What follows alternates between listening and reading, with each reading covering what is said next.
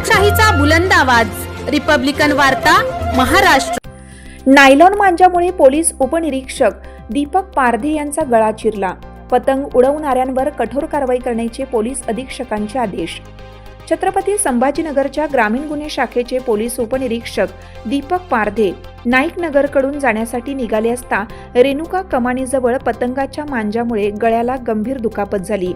दीपक पारधे नेहमीप्रमाणे मंगळवारी सकाळी आपल्या दुचाकीवरून ड्युटीवर जात होते। रस्त्यात अचानक त्यांच्या गळ्यात नायलॉन मांजा अडकला। त्यात पारधे अक्षरशः मांजाला लटकले गेले। त्यांचा गळा मोठ्या प्रमाणात चिरला गेला। मोठा रक्तस्राव झाल्यामुळे ते जागीच बेशुद्ध झाले।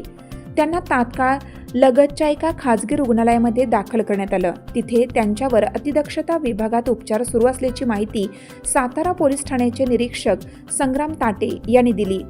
या घटनेनंतर पोलिसांनी तात्काळ घटनास्थळी धाव घेतली। तसेच प्रत्यक्षदर्शींनी दिलेल्या माहितीच्या आधारावर नायलॉन मांजा लावून पतंग उडवणाऱ्यांचा शोध सुरू केला।